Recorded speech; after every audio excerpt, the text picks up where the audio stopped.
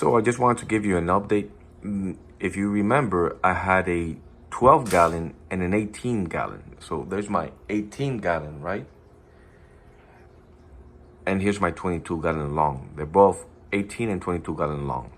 So the 22 gallon, I have all the, this is my main tank, and over there is my anemone tank. Let me get closer to that.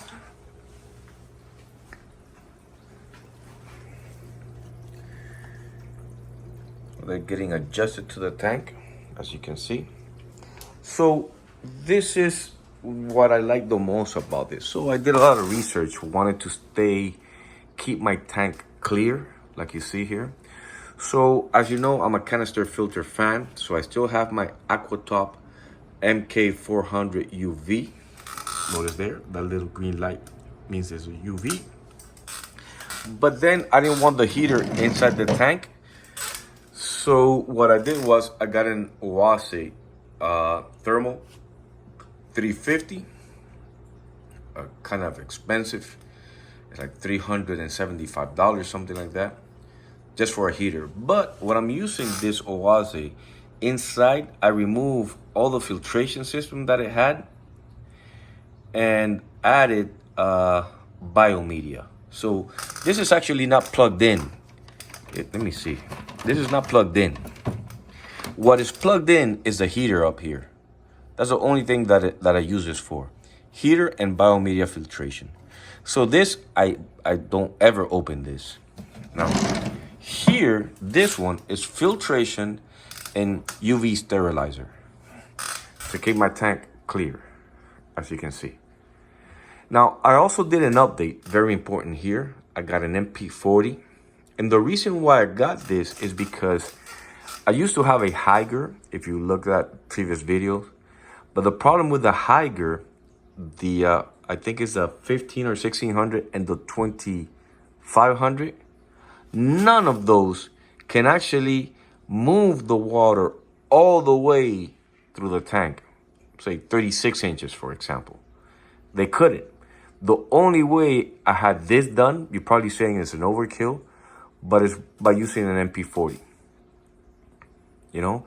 And it's a little big though, but it doesn't bother me at all. As you can see, my tank is doing extremely well. If you notice the rocks, they're kind of going to the beginning stages. That's because I replaced the rocks, but I never replaced the canister filter. So everything should be fine.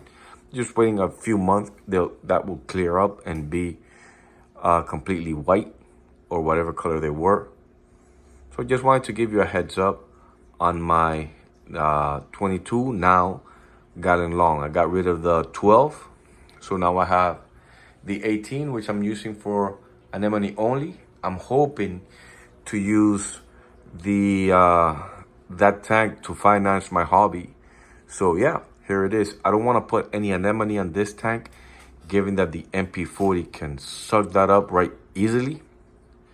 And I thought that the MP40 was gonna be very strong for this tank, but I can, reduce the percentage of the power, and I can accommodate it perfectly to my tank. I didn't know how good was an MP40 until I got one. So they're expensive, but trust me when I tell you, you're gonna spend a lot more money trying to get small power heads, because it's a small tank. You want a small power head, blah, blah, blah. You end up buying one at the beginning, it works great. A few months down the line, doesn't push all the water you want. You're probably gonna end up buying two. So it costs you $100. Now you're $200, and now they lock up, they don't work, and then there's $300. In the end, it's better to buy a good one right off the bat. I mean, if you're serious about the hobby, just buy a good one. So yeah, thank you for watching this video.